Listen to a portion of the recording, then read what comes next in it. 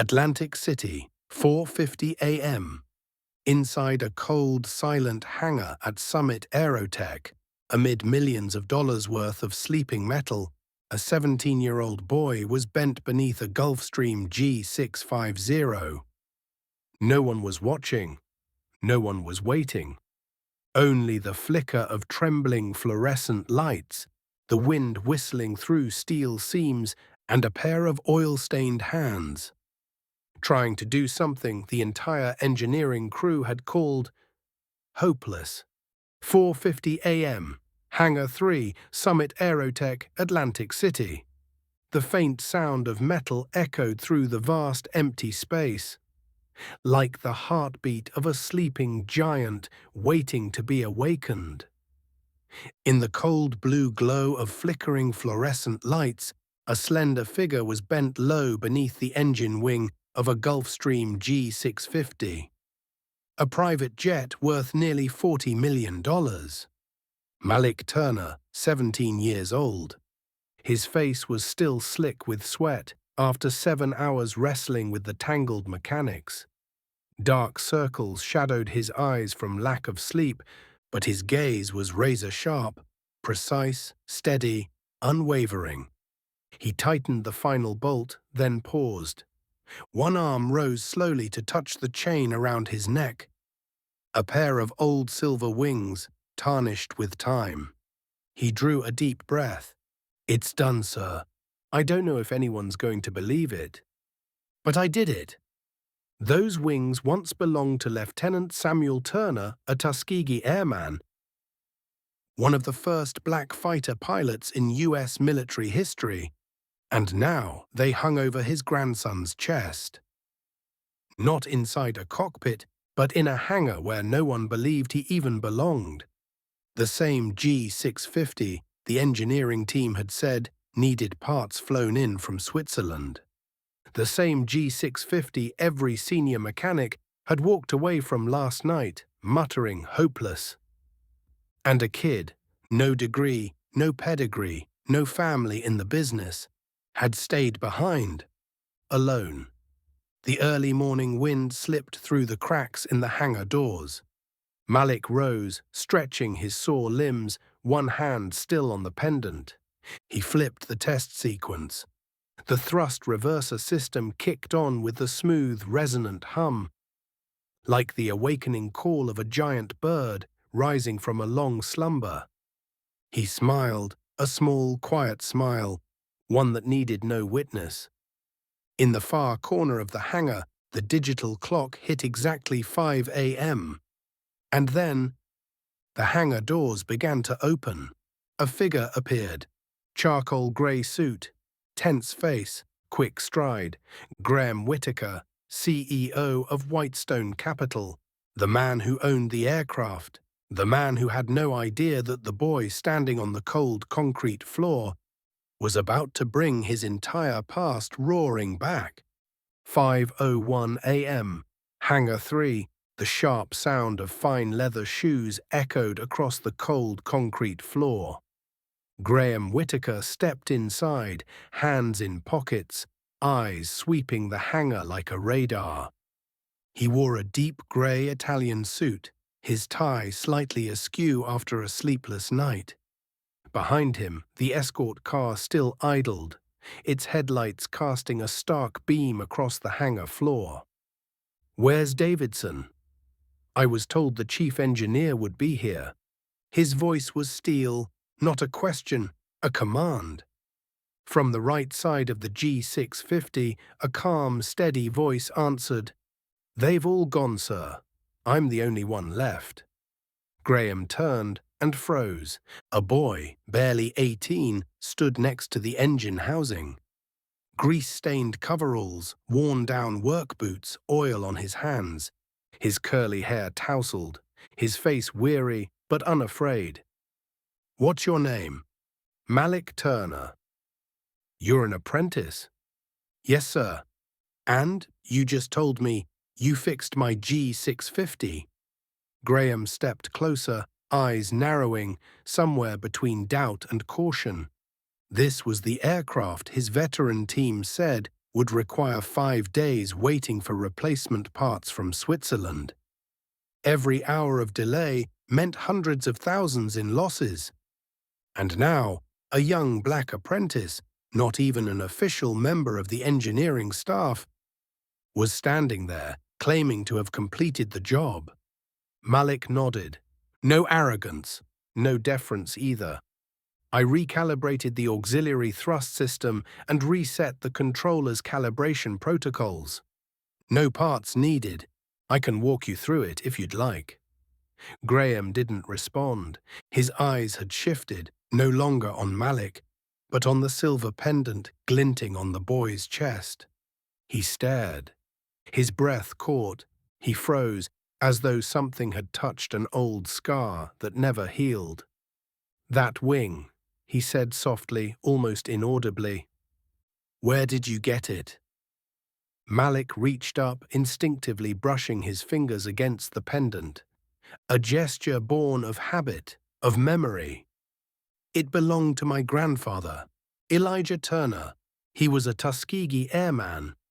The air in the hangar shifted, like the temperature had suddenly dropped. Graham stood still. The morning light crept through the high hangar windows, casting its glow across CEO Graham Whitaker's face. And in that moment, the apprentice and the powerful man looked at each other for the very first time, no longer boss and worker, no longer owner and hired hand. Only two names, and a legacy long buried, now rising in silence. 4:48 p.m. the day before, Summit Aerotech Airport, New Jersey. Light drizzle. Malik Turner quietly removed his gloves and stuffed them into his jacket pocket. He had just finished a 14-hour shift, inspecting 3 aircraft, cleaning auxiliary engines, logging over 30 maintenance entries. His back ached, his eyes stung from evaporated fuel mist. There was only one thing on his mind: the FAA Aircraft Mechanic Certification exam, scheduled for the next morning. He was stepping out of the hangar, rain soaking through his coat, when a hoarse voice echoed from door 3. Turner. Malik turned back. It was Henry Baxter, head of engineering, a man who rarely said Malik's name unless there was trouble. Whitestone Capital's G650 just made an emergency landing. Thrust reverser failure. Stay back a few more hours. Malik froze. Sir, I have the FAA exam tomorrow. I need time to study. I didn't ask what you're taking. I need someone working. This is our biggest client's aircraft. Malik tightened the strap of his backpack. His eyes fell on the Whitestone logo, stamped on the technical documents in Baxter's hand. G650, luxury jet, nearly $40 million. Where are Merrick and the engineering team? Hangar 1, they've already looked at it. Declared it non-repairable for at least 5 days. We need a new actuator module from Zurich. Baxter scratched his head, frustrated. But the client won't accept that. They need to fly early tomorrow. The CEO is waiting for an update. Can I take a look? You? A skeptical eyebrow raised. You want to mess with a $38 million bird the senior team just gave up on? Malik inhaled deeply. I just want to look at the diagnostics. If I'm wrong, consider it never opened. Confident, huh? Baxter checked his watch. You've got until midnight. No overtime, no insurance. If you break anything, it's on you. Malik nodded. No hesitation. 5:12 p.m., Hangar 2. The G650 lay quiet under the pale ceiling lights. Victor Tran, a senior engineer, was packing up his tools. Malik entered and greeted him. Victor glanced over, said nothing. One of the 2 white interns walked up. You planning to touch that bird? Merrick already quit on it. Just checking the logs, Malik replied. Victor smirked. Careful. That computer's smarter than you. The G650's next-gen tech self-calibrates. No such thing as software glitch, despite what your books say. Malik said nothing more. He sat down, activated the auxiliary diagnostic system, and opened the fault interface. The logs appeared, a string of alerts, but Malik didn't focus on the red numbers. He listened for rhythm dash. The pattern of repeated cycles, a familiar type of drift, exactly like the error he'd encountered on a jet simulator when he was 14. Calibration drift, he whispered. A rare fault. It had occurred in early G650 models, supposedly fixed after 1994. But Malik remembered, in version 2.1a of the maintenance documentation, there was a manual recalibration workaround, a PDF he'd once printed in secret at the library. He even remembered the page number. 9:47 p.m. The hangar lights were off. Malik remained alone, eyes bloodshot, gloves on. He removed the panel, checked the thrust sensors, cross-referenced 7 indicators from the main system. A yellow warning flashed. Voltage mismatch between secondary actuators. That was it. No module needed, he murmured. Just a reset and a rewrite of the coordination code. He opened the schematic. Wiring layout, circuit map. His hands trembled, not from fear, but from hope. If he did it right, the aircraft would respond. If he failed, there would be no second chance. He touched the silver pendant on his chest, the same wings his grandfather wore flying over Europe in 1944. Grandpa, this time let me be the one who doesn't run. 10:03 p.m. Hangar 2, Summit Aerotech. Everyone was gone, only the flickering chill of a single ceiling bulb remained, and the pattering of rain tapping against the metal roof. Malik Turner wheeled the service ladder next to the left engine. On the internal monitor, the error warning still blinked. The thrust reverser system remained locked after 3 failed reset attempts. He slipped on his gloves and placed a worn, spine-cracked 1994 printed manual on top of the tool container. Flipped to page 217, Emergency Override and Manual Calibration Protocol. He whispered the steps to himself: remove secondary sensor array, reset coordination relay, bypass automation, perform manual mechanical recalibration using pre-gen model. A procedure untouched in over 2 decades. Malik inhaled deeply. There was no turning back now. 10:39 p.m. He had nearly finished removing the secondary sensor cluster. Each bolt required precise torque. One slip could snap a connector circuit. His hands trembled, not from fear of breaking something, but from the weight of what it meant. If he succeeded, this would be the first time Malik stood alone before something an entire senior engineering team had called impossible. If he failed, he'd just be the stubborn apprentice again. But this time was different. No one was watching, and no one was standing in his way. 11:16 p.m., Malik reconnected the circuit. He booted the auxiliary system. A faint click came from the left engine. A new system status appeared. Manual override acknowledged. Recalibration in progress. Malik's eyes lit up. He opened the toolbox and pulled out the synchronization gauge. One by one, he placed the sensors against each contact point, reading the numbers with a surprising calm. Like playing piano at midnight. 11:52 p.m., the final step. He typed in the command to initiate the dry run cycle. SQL, copy edit, system, copy edit. Run reverser cycle, test mode. The G650 growled softly, a low, throaty rumble like a creature waking from deep sleep. The left thrust reverser moved, deploying, retracting. Status: stable. Malik let out a laugh, small, breathy, soaked with sweat and relief. He dropped to the concrete floor, leaning back against the jet's body, the flickering light glinting off his cheek.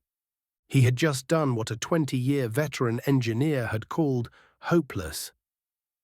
12:01 a.m. The hangar door creaked open. Cold wind drifted in. He closed the access panel, replaced every bolt, applied the test confirmation seal, and finally signed the internal log sheet. Technician name: Malik Turner, Apprentice. No one would know. But tonight he had flown. Not with wings, but with knowledge, resolve, and oil-stained hands. 4:28 a.m. G650 Summit Aerotech hangar. The chill of the early morning crept through the unsealed edges of the metal hangar doors. In a silence so thick it felt breathless, Malik Turner stood upright. His face smeared with grease, arms limp with exhaustion, but his eyes burning bright. He had completed the final check. All readings stable, every system synchronized, like music hitting perfect rhythm. The thrust reverser, the heart of the jet's landing system, had come back to life. No Swiss replacement parts, no senior engineers, no applause needed, just one night, and a boy with a faded yellowing technical manual. 4:35 a.m. Outside the hangar. The night's rain had passed. Droplets still lingered on the tarmac, catching glints of light. Above, the early clouds withdrew, revealing the first pale traces of dawn. Malik stepped out from the maintenance bay, lifting his gaze to the sky. His eyes ringed with fatigue, but inside he felt weightless. He touched the silver pendant around his neck. The same pair of wings his grandfather, Samuel Turner, a Tuskegee airman, had once worn. "You see this, Grandpa? I didn't run. Not this time." 4:41 a.m. The metal door screeched open. A tall figure entered. Dark suit, silver hair slightly unkempt, a face marked with tension. Graham Whitaker. He had arrived at 4 o'clock, but waited in his car for a status update. No word came. Davidson hadn't answered. So now he came in himself. Passing under fractured light, he spotted Malik Dash, standing there like a shadow streaked across the polished steel scene. Graham froze, not because Malik was there, but because of the silver glint on the boy's chest. Those wings. 4:43 a.m., only a few steps apart. Graham looked Malik in the eye. He no longer saw an apprentice.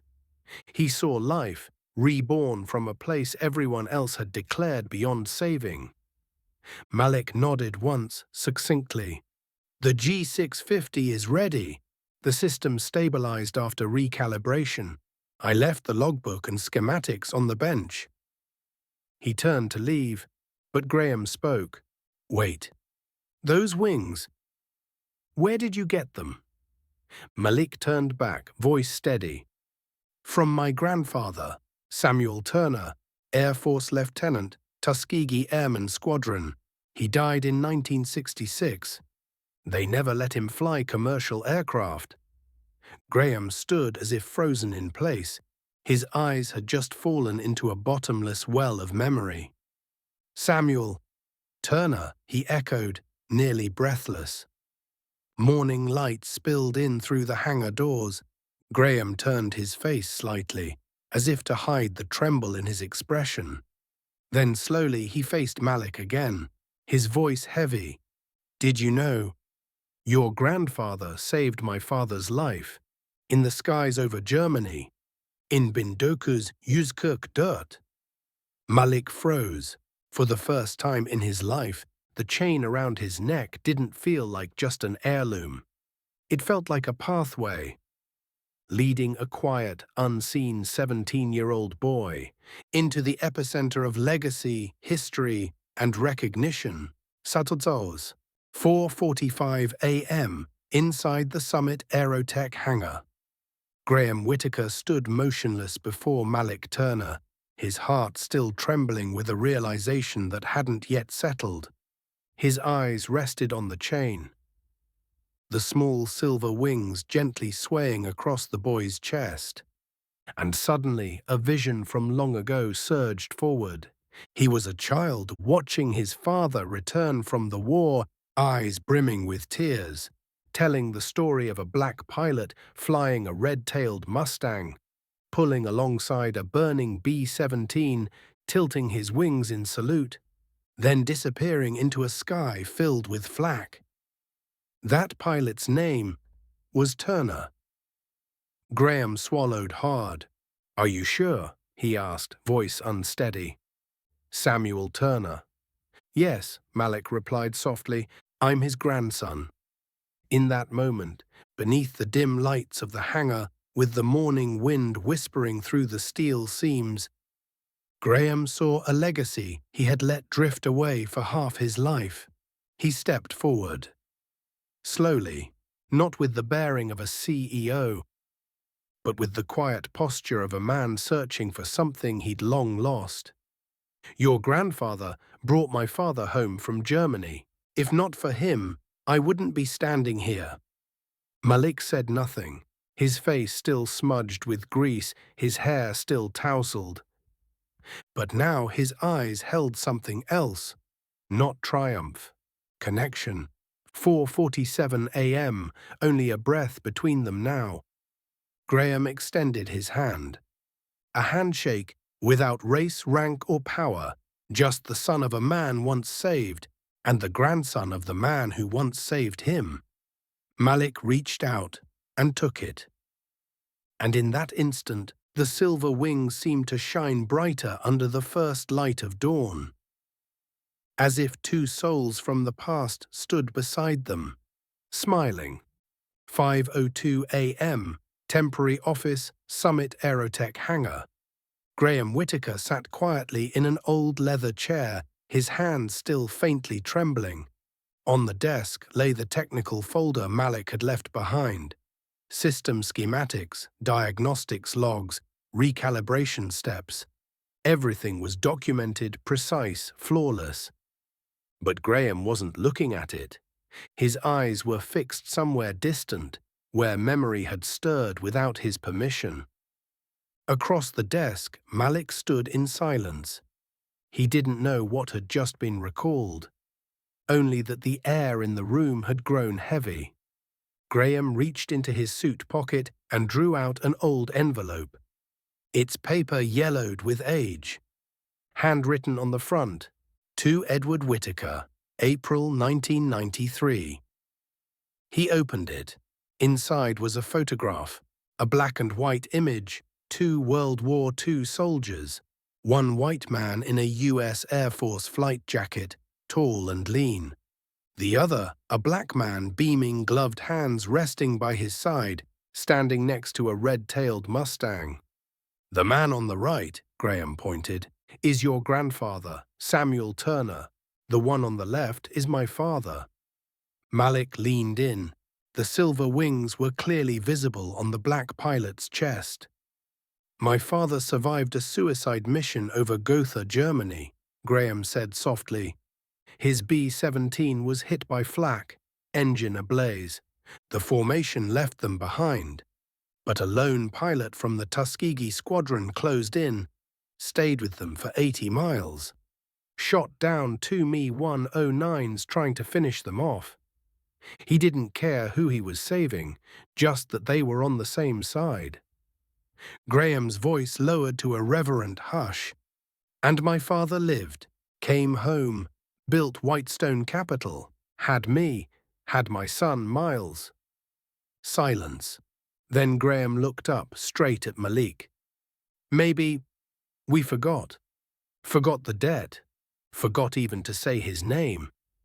Not out of malice, but because that history made us feel small.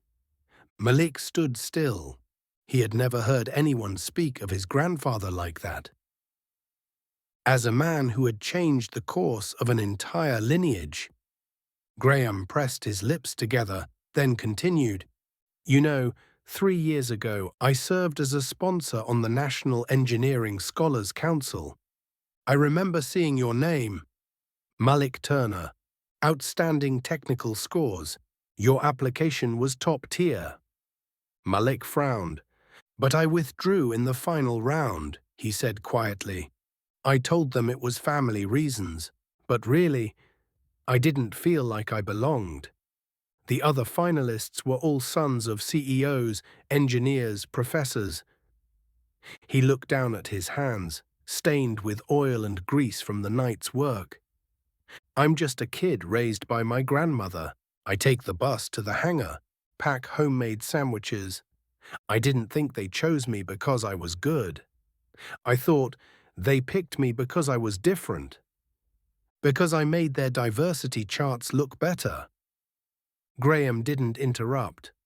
Malik looked up, for the first time, his eyes revealing a wound he'd never named. "And I didn't want to become the name on a press release. The black kid they helped, just to forget." Silence, long, deep. Then Graham spoke deliberately. "You might be the first person I've ever met who turned down an opportunity, not out of insecurity, but because of too much hurt." He pushed the old photo toward Malik. "But you're wrong about one thing. You didn't just fix a jet. You repaired a promise my family has owed yours for nearly a century." 5:11 a.m. Outside, the sky had fully lightened. The photo sat between them, a bridge between past and present. Malik looked down at it, heart heavy, not from pressure, but because for the first time he saw clearly he wasn't just standing where his grandfather once stood. He was continuing the path, and this time he wouldn't turn back. 5:18 a.m. Engineering Office, Summit Aerotech. Malik Turner leaned gently against the cold metal wall, a cup of cold coffee in his hands. He didn't drink it, just held onto it, like an anchor to keep himself from drifting away after a long night. Across the desk, Graham Whitaker sat in silence, his eyes quietly studying the logbook Malik had left. Then, after a moment's hesitation, Graham opened his briefcase, pulled out a thick, sealed blue envelope, and placed it on the desk. He nudged it gently toward Malik. "I made a call right after leaving the hangar," he said, his voice lower now, "to someone who once wore the same uniform as your grandfather. She oversees the Aerospace Engineering Scholarship at Cambridge Technical Institute." Malik looked up. Graham gave a small nod. "This is an official acceptance letter. Full ride, housing and materials included. And Whitestone Capital will fund the scholarship, if you say yes." Malik stared at the envelope like it was something foreign. His hand didn't move to take it. His lips pressed into a line. "Why are you doing this?" he asked. "Because my grandfather saved your father. Because I saved your plane." Graham shook his head slowly. "Because I once had a father, and he used to say, 'When you see talent, don't ask where it came from. Ask yourself what you'll do not to lose it.'" Still, Malik didn't reach for the envelope. In his eyes, a familiar hesitation rose. The kind that stings like an old scar suddenly touched. "I don't want to be someone's redemption story," he said, voice hoarse. "I don't want to be in the news with some headline like, 'Black Apprentice awarded $1 million scholarship by CEO after one extraordinary night.'" Graham didn't argue. Instead, he picked up his phone, typed a few words, and turned the screen to face Malik. A message was on display, sent to Dr. Naomi Ellis. I've just met an extraordinary apprentice, but he carries a crack I can't mend. I need your help. We once wore the same wings, and I believe you'll know what to say."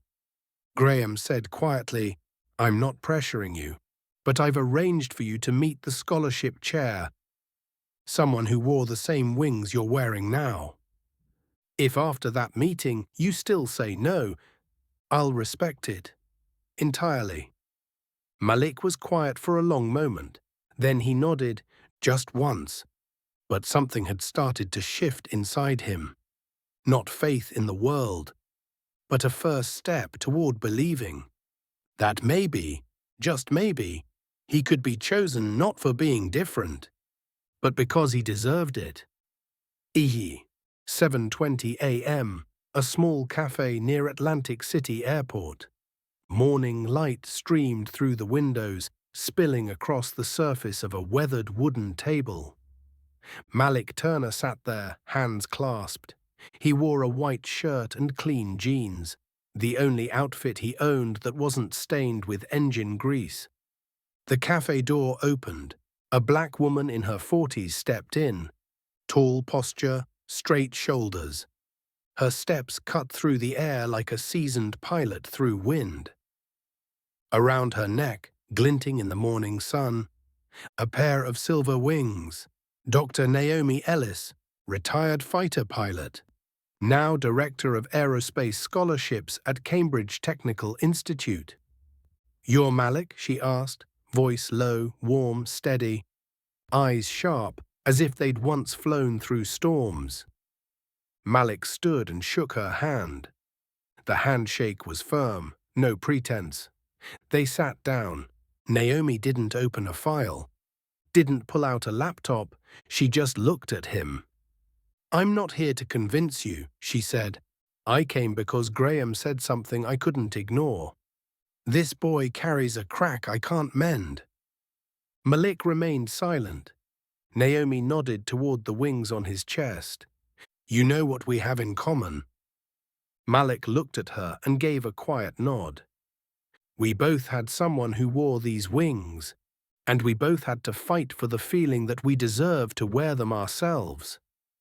Naomi smiled gently. "Exactly. I was the first black woman in the jet instructor program at Andrews Air Force Base. Day 1, I thought I was chosen because I was good. Day 3, I thought I was chosen because they needed a photo op. Day 5, I thought it was a mistake. And after 7 years, I learned no one can make you feel worthy. You have to learn how to believe it yourself." Malik looked down at the table. Her words pierced a place in him he'd never dared to name. Naomi leaned forward. "I'll let you decide, but if you say yes this coming Monday, we'll have a seat waiting for you in our advanced aerospace engineering program. And your name will be the first one mentioned when people talk about the next generation." She stood, placed a single card on the table. Cambridge Technical Institute, Naomi Ellis, Director, Air Force Legacy Scholarship Program. Malik stared at the card. The wind outside stirred faintly. The silver wings around his neck swayed gently. No more words were needed. But from that moment on, something had changed. He was no longer the boy standing in the shadow of a hangar. He was beginning to step into the light, on his own wings. 8:12 p.m., third-floor apartment, Briar Hollow neighborhood, outskirts of Atlantic City. Malik Turner sat at his old study desk. A warm yellow desk lamp cast its glow over a faded scholarship invitation. The National Engineering Grant from 3 years ago, an opportunity he had once turned down by choice. Beside it sat a small tin box, inside his silver wing pendant, and a few handwritten notes his grandfather had once sent to his grandmother. Malik picked up his phone, dialed a number. Grace Turner speaking. Her voice was still warm and low, though slightly shaky with age and fatigue. Malik paused for several seconds. He didn't know where to begin. Do you remember when I backed out of the interview that year? Of course, you didn't sleep all night. I thought I wasn't good enough. Or if I did get picked, it'd only be to meet a diversity quota. His grandmother didn't respond right away. The ticking of the wall clock echoed in the silence. Malik swallowed hard. Grandma, if I accept this scholarship now, I don't want to be in the papers. No press conferences, no pictures, no one turning me into a symbol. I just want to study, to be an engineer, like everyone else. A long pause, then she spoke gently. My grandson can say no to all of America, but he's not allowed to say no to himself. Malik bowed his head. His eyes stung. If Grandpa were still here, he wouldn't make me choose anything. He'd just put a hand on my shoulder and say, "Then fly." A single tear fell onto the old scholarship letter. Malik folded it, slipped it into the drawer. Then he opened his laptop, began typing an email. Subject line, regarding the scholarship offer, Malik Turner, confirmation. At the bottom of the message, he typed one final line dash. No one had asked for it, but he needed it to be said. No press, no publicity. Don't use me as a role model. I'm coming to learn, to finish what my grandfather never got to do. He hit send. The screen blinked. Then he turned off the light. Darkness filled the room. But this time, Malik wasn't afraid. 7:45 a.m., technical briefing room, Summit Aerotech. Victor Tran sat at the far end of the table, fingers tapping lightly against the chair arm, eyes skimming the maintenance checklist displayed on the digital board. Henry Baxter walked in, holding a coffee cup, gave a few curt nods, and took his usual seat at the head of the table. The atmosphere was typical of any morning meeting. Tired, rushed, vaguely indifferent, until the inbox notification blinked on the large wall screen. Sender, Graham Whitaker, Chairman, Whitestone Capital. Subject, G650 Project Maintenance Priority Update. Message body, brief. Effective this month, Technician Malik Turner will perform final inspection on all G650 units under the 2025 contract. Regards, Graham Whitaker. The room went silent. The tapping stopped. Eyes darted, surprised, confused, unsettled. Victor frowned. Turner? The Apprentice? Baxter said nothing. He leaned back in his chair, eyes fixed on the screen for a long moment. Another technician tried to chuckle under his breath. So, we're waiting on his sign-off now? But no one joined in, because the signature at the bottom was real. And the sender, not engineering, not the maintenance director, but the man who holds a $300 million contract. Baxter set his coffee down, pushed his chair back and stood. We don't have to like the kid, but from now on, if any G650 component is flagged during inspection, and Turner's name is the final signature, it doesn't ship, got it? The room nodded, silent. 9:12 a.m., Hangar 2. Malik Turner, now in a clean protective suit, approached the next G650 in the queue. Under the stark white light of the hangar's engineering grid, he checked schematics, cross-referenced system logs, and marked off each item on the checklist, methodically, precisely. In the distance, Victor Tran stood by the tool chest. He watched Malik for a long moment, said nothing, then turned away. For the first time, those who once looked past him now had to wait for approval from the one they once called the reckless apprentice. Malik never looked up. He didn't have to, because now his name sat where others were forced to lift their gaze. Tace, 3 months later, Cambridge Technical Institute, Lab Room 9. The usual first-year student chatter fell silent as the lab door opened. A young black man in a white lab coat walked in. His steps calm, unhurried, without show. Malik Turner, now officially a student, but still carrying the quiet of someone who had once had to prove everything on his own, without a stage. Professor Caldwell stood at the digital board. He didn't offer a lengthy introduction, just glanced at the class and nodded. Today we have a special presentation from someone recently granted provisional access to Boeing's calibration protocol system to test a fault the company still hasn't resolved. Heads turned. Malik plugged a USB into the console. The interface lit up. Recalibration protocol, G650 series, version 1994, greater than bypass code. A few well-off students whispered, "This stuff's ancient." Malik didn't flinch.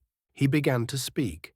His voice steady, he explained how the calibration drift issue wasn't rooted in hardware, but in a mismatched voltage coordination sequence. A software bug left uncorrected because manufacturers believed no one still used manual override systems. The room fell silent. Professor Caldwell nodded. No overpraise, no theatrics, just one sentence. Good students come from Harvard, MIT, or Stanford, but geniuses sometimes come from a garage or a rain-soaked hangar floor. Malik bowed his head in thanks. For the first time, he wasn't bowing from shame, but from respect, for a recognition that came without pity. Break time, East Hallway, Cambridge Tech. A blonde student in a Columbia hoodie passed Malik and whistled, "Yo, Turner, heard you were fixing jets before you even got here. That's impressive." Malik just smiled faintly, because now he didn't need to puff up to prove anything. He just needed to do the work, to stay in rhythm, just like his grandfather once escorted a crippled aircraft through the skies over Germany. Malik was learning how to carry that same legacy, with quiet precision. 10:47 p.m., North Campus, Cambridge Technical Institute. The late autumn sky was cold and crystal clear. Malik Turner stood alone beneath a canopy of blazing red maple leaves, hands in his jacket pockets, eyes fixed on the open courtyard in front of the library, where a group of students laughed and chatted in a tight circle. They were the children of aviation tycoons, a senator's son, the granddaughter of a Rolls-Royce executive. Laughter mingled with stories of internships in Paris, projects in Geneva, and cocktail parties within the aerospace elite. Malik watched quietly, not with envy, not with longing, just detachment. He no longer belonged to that world, or maybe he never had. He turned and walked away. 11:03 p.m., Engineering Workshop, Maintenance Zone 4. A soft yellow light spilled from inside the workshop. The door was unlocked. Malik pushed it open gently. The familiar air of machines, oil, and circuit boards. This was still the place where his breath came steady. Inside, a first-year student hunched nervously over a wiring bench. His hands trembled as he tried to connect ports on a control circuit. Sweat soaked through his back. A bandage wrapped around one palm. Malik said nothing at first. He observed quietly. Then he walked over, calm and measured. "Need a soldering iron?" The student looked up, startled, then nodded. "Thanks. I'm not sure I'm doing it right." Malik took the board, examined the connections. A few misalignments, but he didn't fix them. He placed it back into the student's hands, smiled gently. If people got it all right the first time, they'd call it genius. But even geniuses have to learn how to fix their own mistakes. The student gave a small laugh. The panic in his eyes softened. Malik nodded and stepped back, folding his arms against the wall. No lecturing, no posturing, just standing there, like someone who had once trembled at the bench, alone in the dark, reading error logs by himself, and knew firsthand.